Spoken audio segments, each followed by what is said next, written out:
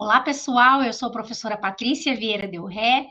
Estou aqui para ministrar a unidade 2 do módulo 1 da disciplina de Práticas em Alimentação Escolar 1. Como a gente já viu no módulo 1 da aula passada, essa é uma disciplina essencialmente prática. Essa teoria, tanto da unidade 1 quanto da unidade 2, elas são para te preparar para o campo. Então, muita atenção aos detalhes sobre o programa de alimentação escolar, para que vocês possam entrar em campo seguros do que vão ter que observar. Bom, a aula está organizada em duas partes. A primeira parte é sobre a gestão da alimentação escolar, todo o processo aí envolvido em gerenciamento. A segunda etapa é a explicação do seu check-out de presença desse módulo, né, que a gente vai encerrar hoje, e da avaliação do módulo 1. Lembrando que eu vou explicar passo a passo como preencher a carta de apresentação e as orientações de como você chega na escola. Bom, vamos iniciar então com a parte teórica. Lembrando que no módulo anterior, a gente falou sobre as formas de gestão da unidade. Então, o FNDE, que é o Fundo Nacional de Desenvolvimento Escolar, ele repassa os recursos diretamente para as escolas federais ou, como vocês podem ver aí na imagem, para as escolas municipais e escolas estaduais. Essas escolas são entidades executoras, elas vão pegar o recurso e vão ou comprar gêneros alimentícios e mandar diretamente para a escola ou mandar o dinheiro, o recurso para a escola. E lá o diretor da escola é que vai fazer essa gestão. Então, quando você chegar na unidade para fazer a sua visita técnica, para aplicar o seu projeto, você precisa entender qual é o tipo de gestão financeira que a escola faz em relação aos recursos do PNAE. Tá? Então, a gente tem três modelos de aquisição de alimentos. A gente tem o modelo centralizado, descentralizado ou semi-centralizado. O centralizado é aquele que a entidade executora fica responsável pela compra de alimentos e repassa o alimento diretamente para a escola. Então, a escola vai receber os gêneros alimentícios e, a partir dali, então, ela só vai seguir o cardápio do nutricionista.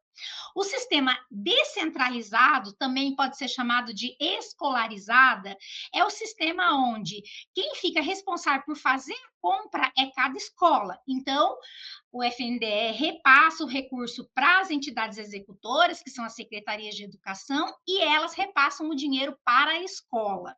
Certo? E aí a escola é que faz a compra direta. Lembrando que tanto as entidades executoras como as escolas, que são as unidades executoras, não podem comprar diretamente em qualquer supermercado. Elas precisam fazer um processo de licitação, tá?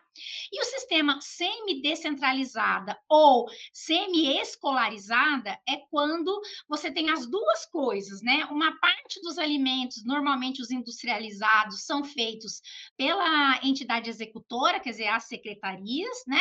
E a escola é responsável normalmente pela o alimento in natura, o alimento mais fresco. Então, é as duas anteriores, por isso que é chamada de semi-descentralizada. É só uma parte que fica responsável pela escola.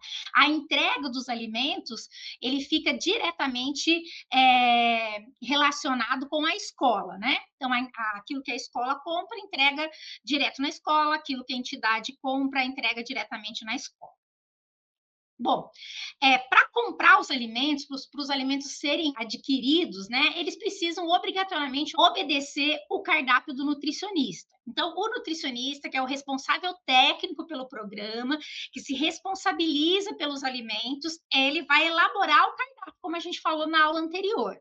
Então, com esse cardápio em mãos, as secretarias da educação ou os diretores das escolas vão fazer os processos de licitação, que obrigatoriamente, pela Lei 14.133 de 2021, precisa ser na modalidade pregão, tá? Então, é uma licitação online, né, pela busca do melhor desconto, do melhor preço, e aí os alimentos são adquiridos aí numa quantidade maior e entregues, né, conforme a descrição da licitação nas escolas, né? pode ser feita uma dispensa de licitação, que a gente chama de chamada pública, no caso das compras da agricultura familiar. Então, a gente tem no programa a obrigação de comprar 30% dos recursos. Então, se vem lá 100% de dinheiro, 30% desses recursos precisam ser usados na compra da agricultura familiar. Tá? Então, a agricultura familiar é aquela que está ligada ali à região aonde a escola está inserida. Então, precisa ser daquela região ali. Normalmente são produtos in natura, né? Ou minimamente processados. Tá? Bom, quem que pode participar então dessa chamada pública? Agricultores familiares, agricultores de assentamentos de reforma agrária, comunidade tradicional indígena ou quilombola, né, que também tem alguma fornecimento de alimento, e empreendedor familiar rural ou de organizações. Muitas organizações cooperativas se agrupam para fazer parte dessa venda, né, de produtos para alimentação escolar. Lembrando que o valor investido é 30%, quer dizer, não pode ser inferior a 30%, ele pode ser maior que 30%, né? Ele pode gastar mais, mas não pode gastar menos, ok? Bom, as compras da agricultura familiar, elas só podem não acontecer se por acaso ali naquela região onde a escola está localizada, não for possível emitir os documentos obrigatórios da compra direta, né? Aí ou então o agricultor não tem alimentos suficientes para fornecer na quantidade que a escola precisa, ou no período que a escola precisa, ou ainda tem condições inadequadas de higiene. Então, às vezes tem um laticínio lá, que é feito por algum agricultor familiar, e ele produz iogurte, por exemplo. Mas eu fui lá visitar e as condições sanitárias são péssimas. Então, eu posso fazer um relatório lá para o FNDE e dizer, olha, eu não posso, não tenho condição de cumprir com o percentual da compra da agricultura familiar. Isso é possível, tá? Bom, como que funciona a prestação de contas, né?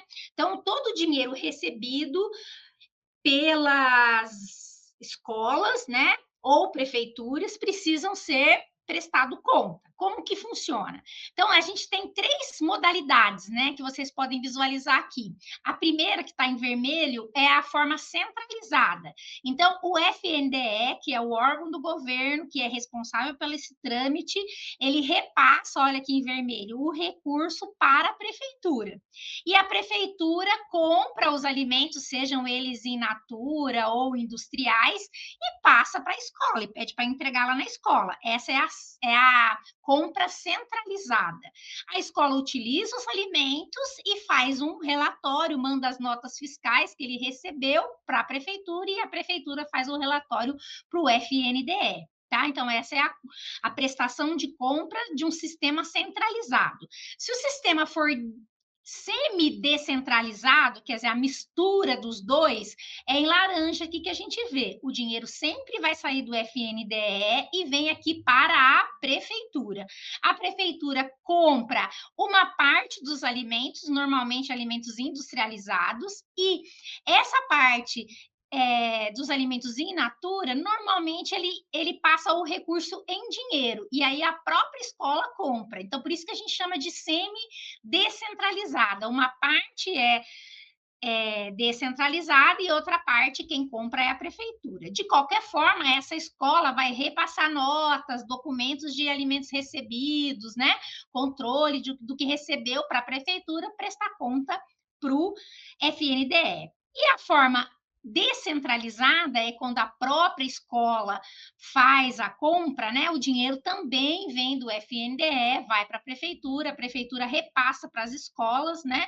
E as escolas então fazem a execução, né? Por isso que ela é chamada de unidade executora, elas fazem a execução da compra toda. Aí a escola, através do diretor da escola, vai ter que fazer a chamada pública para o agricultor familiar, vai ter que fazer também as licitações para poder comprar os alimentos, e aí com as notas ele presta conta para a prefeitura e para o FNDE. Então a gente tem aí as unidades trabalhando juntas, né? FNDE, entidade executora e unidade executora, que são as escolas, tá? Bom, e o cardápio? Então, como que ele tem que ser elaborado? Quais são as regras? A primeira regra é que ele tem que ser feito por um nutricionista. Então, todas as prefeituras obrigatoriamente precisam ter um nutricionista no seu quadro que fica responsável por ser o técnico que vai passar todas as regras e elaborar esse cardápio. A elaboração do cardápio tem como base dois tipos de alimento: os alimentos in natura, que são os alimentos naturais, né? E os alimentos minimamente processados. Essa classificação, ela vem desse guia que vocês estão vendo a foto aqui, que é o Guia Alimentar da População Brasileira. Esse guia foi lançado em 2014 e divide os alimentos em 4 categorias: alimentos in natura, alimentos minimamente processados, os alimentos processados e ultraprocessados. Vamos entender a diferença. Alimentos in natura são alimentos que vêm diretamente da natureza, então eles não têm nenhuma alteração. Normalmente são o quê? São os vegetais, as frutas, né, legumes, que nasceram e não precisam de nenhum processo para serem consumidos. Os alimentos minimamente processados, o nome já está falando, é mínimo processamento. Normalmente é uma lavagem, uma limpeza, um descongelamento, não houve adição de nenhum ingrediente ali a mais.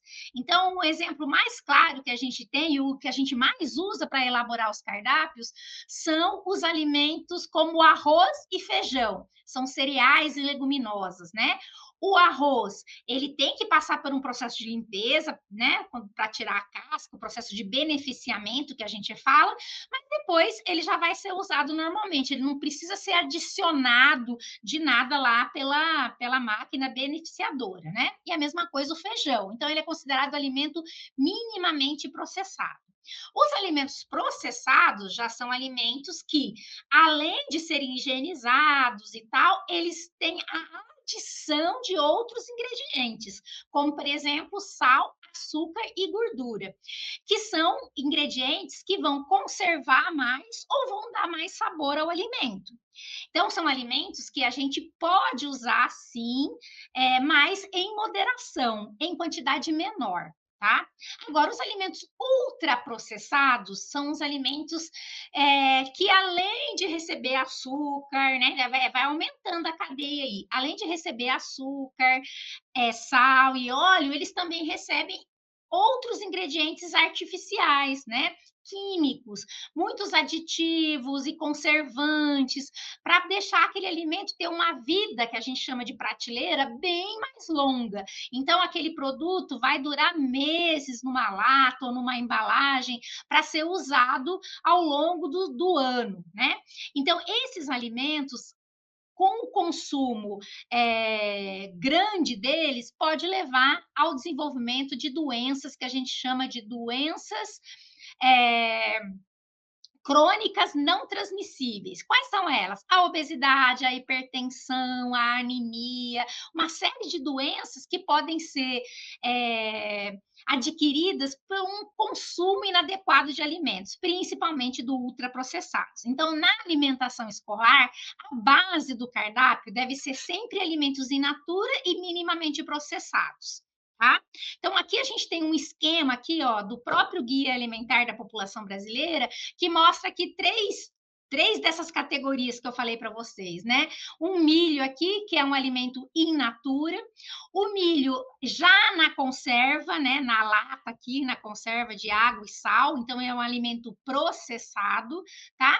E o milho que virou salgadinho aqui, né? Então ele é um alimento ultraprocessado, ele virou um salgadinho de milho, mas ele tem um monte de conservante, tem grandes quantidades de gordura muitas vezes, de sal, e aí ele é realmente um alimento que a gente deve evitar de usar na alimentação escolar, né? Não deve fazer parte da alimentação escolar, tá? Então aqui a gente esclarece um pouquinho mais sobre como classificamos os alimentos. tá?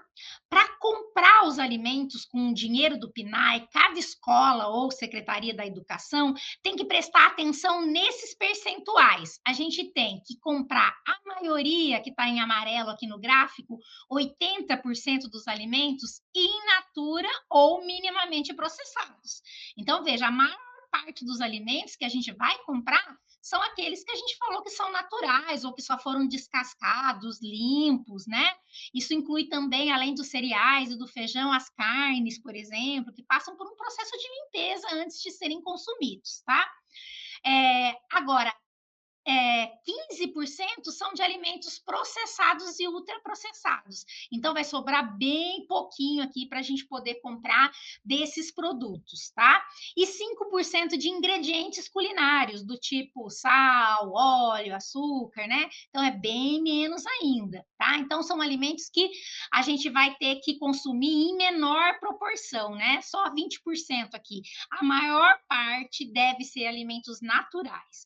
Por que isso, professora? Porque a gente quer garantir que as crianças das escolas recebam uma alimentação mais saudável possível, porque dessa forma elas vão aprender que comer daquela forma é uma forma de garantir a saúde no futuro. Então, associado aí ao prato que a criança recebe na escola, vem a educação alimentar e nutricional, que é uma associação ao comer correto. Quando a gente está na escola e recebe um copo de leite com chocolate, uma bolacha recheada, a gente está aprendendo na escola que aquele alimento é bom.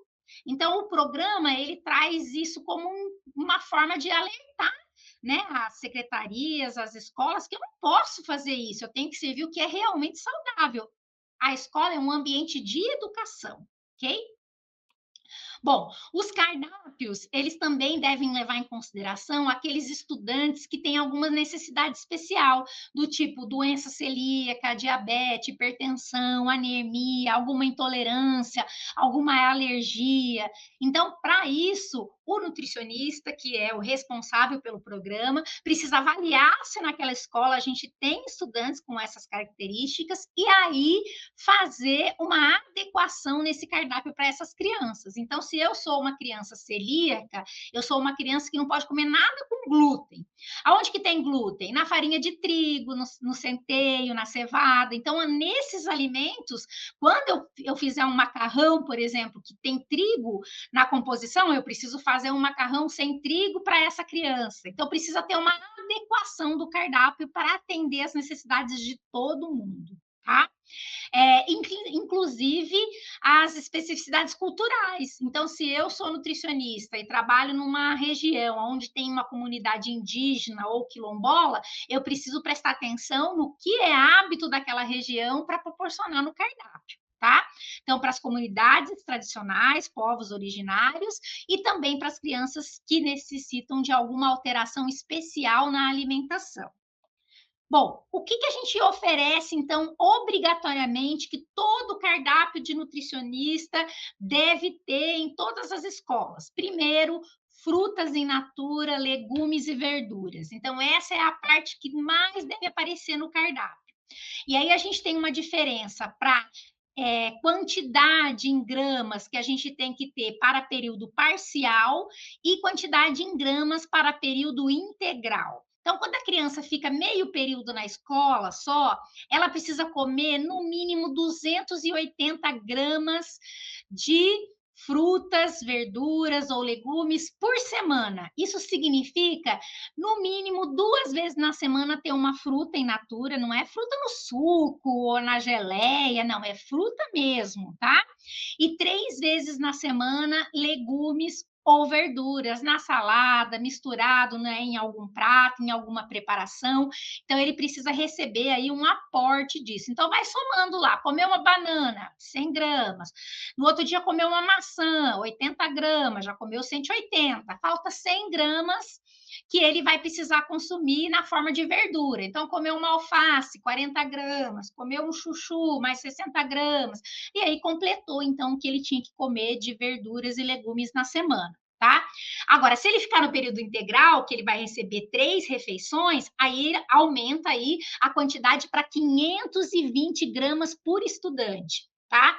Pensando aí em 4 vezes na semana para frutas e 5 vezes para legumes e verduras. Então, significa que todo dia, né, 5 dias da semana, ele vai ter ou uma salada ou algum legume incluso ali no cardápio. E pelo menos 4 dias da semana ele vai comer algum tipo de fruta. Então, isso é que vai fazer a diferença para que a alimentação escolar seja realmente saudável. Aqui são mais alguns itens obrigatórios, como por exemplo, a presença de ferro M, que é o ferro que vem da carne, então precisa aparecer 4 vezes na semana, então precisa ter carne ou ovos pelo menos 4 vezes na semana. E quando eu não consigo ofertar a carne ou o ovo no dia, eu tenho que ofertar vitamina C, porque a vitamina C faz com que o ferro do vegetal, do brócolis, da beterraba, seja melhor absorvido. Então, eu preciso ou do ferro M ou do ferro não M, que é o do vegetal, tal, que não tem tanta absorção, mas que somado com a vitamina C vai ser bem absorvido. E também preciso de fontes de vitamina A. A fonte de vitamina A está no leite, derivados, algumas frutas amareladas ou avermelhadas, e ele precisa ser oferecido 3 vezes na semana. Então, a gente viu aí que, obrigatoriamente mesmo, é frutas, vegetais e carnes que precisam aparecer no cardápio, tá? E essa variedade é muito importante, tá?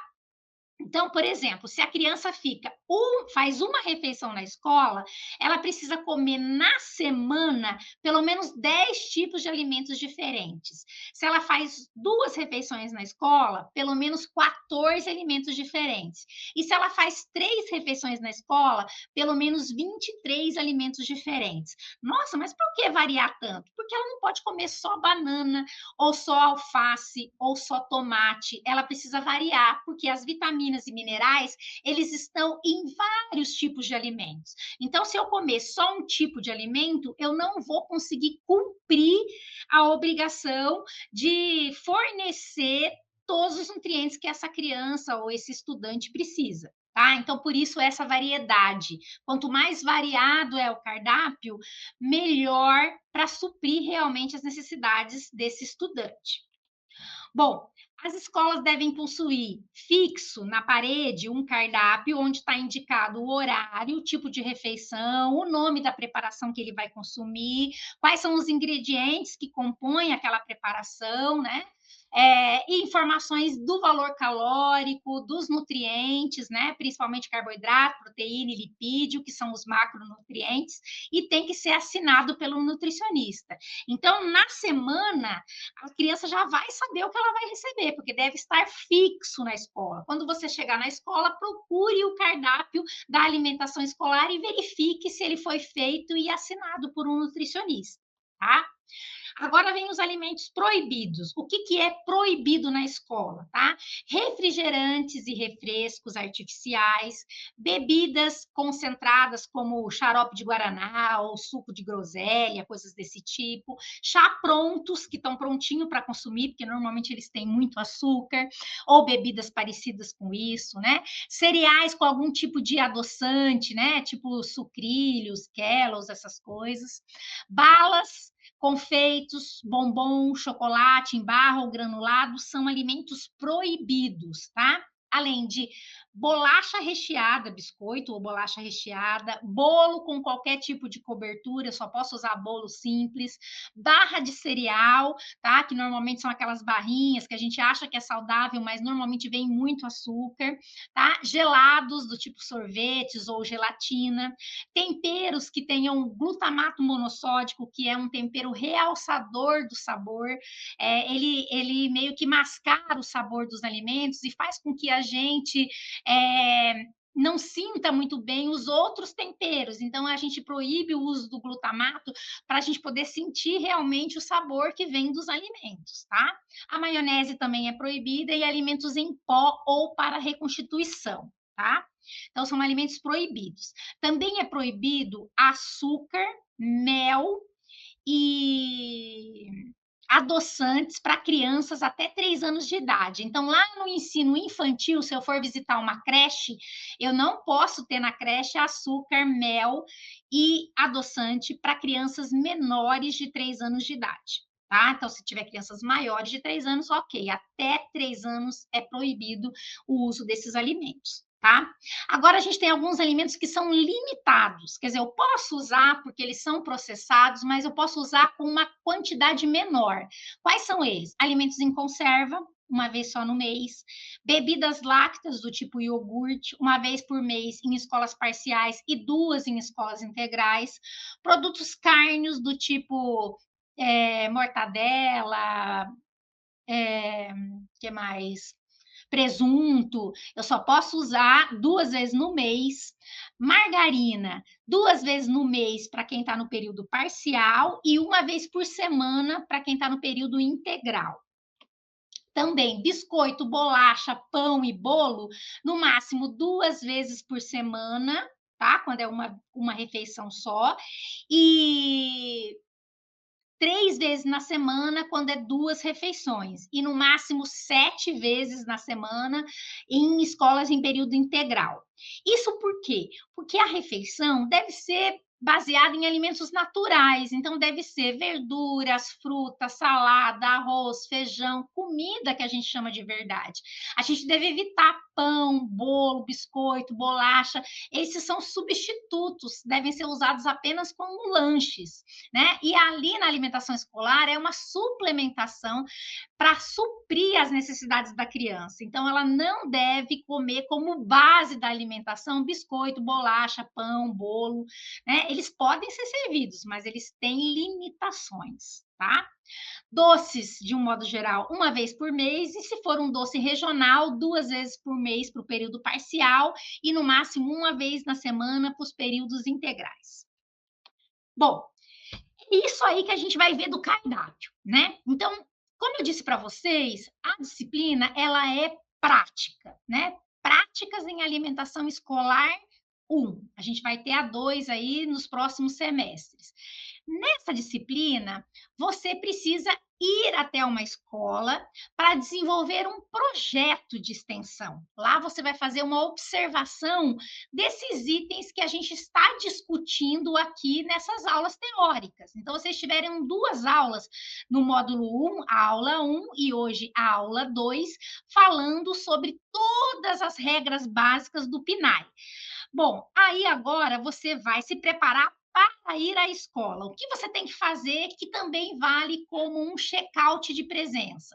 Você vai preencher a carta de apresentação para a escola, tá? Então, essa carta, você vai baixar essa carta lá no AVA e vai completar os seus dados, o seu nome e o nome da escola que você vai visitar e vai pedir para o diretor da escola ou um supervisor, um coordenador assinar que você vai realizar alguma atividade lá nessa escola, tá? Como que você tem que se preparar? Antes de você ir até a escola, você liga para a escola, confirma lá com o gestor ou o responsável da escola qual é o melhor dia, qual é o melhor horário que você vai encontrar esse diretor lá para ele assinar a sua carta permitindo que você faça essa visita na escola, tá? Aí você vai levar pelo menos 2 cópias dessa carta de apresentação, porque uma cópia vai ficar na escola e outra cópia vai ficar com você. Você vai preencher os dados, tá?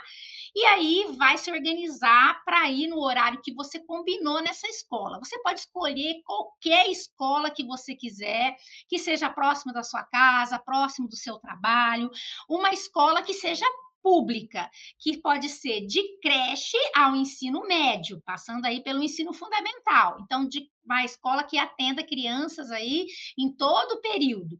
Então, você pode escolher qualquer escola, fazer esse contato com a escola, ir lá e levar a sua carta, tá? Então, faça esse combinado antes de ir para a escola, tente chegar no acordo, no horário que você combinou, né? Então, se arrume, se verifique o caminho, que é para você não chegar atrasado, né? Pontualidade demonstra bastante respeito e profissionalismo. Então, se você marcou de ir lá pegar a assinatura na carta às 10 horas da manhã e chega lá meio-dia, quer dizer, não vai encontrar, às vezes, o diretor lá, já vai mostrando que você não é um profissional que respeita o trabalho dos outros. Então, por favor, faça essa ordem aí. Ligue para a escola, preencha a carta e aí planeja a sua ida até lá.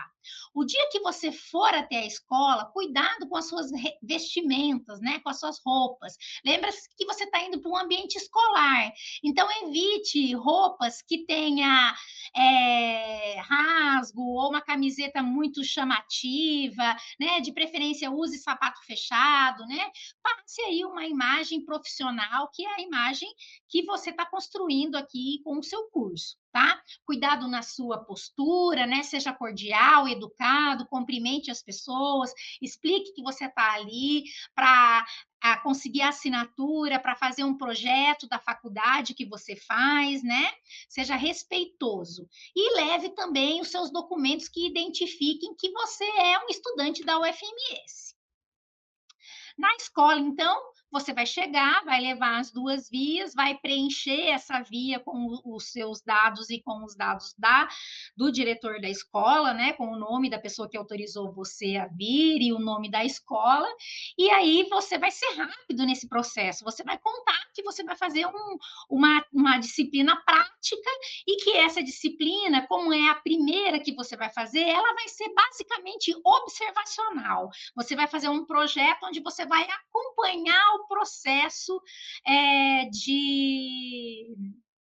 do programa de alimentação escolar. Você vai entender como é que a escola fornece os alimentos, né, para os alunos. Então, você vai entender todo o processo da cozinha, como que os alunos fazem a refeição, vai olhar cardápio, vai conversar com as pessoas, né? Uma prática observacional, ok?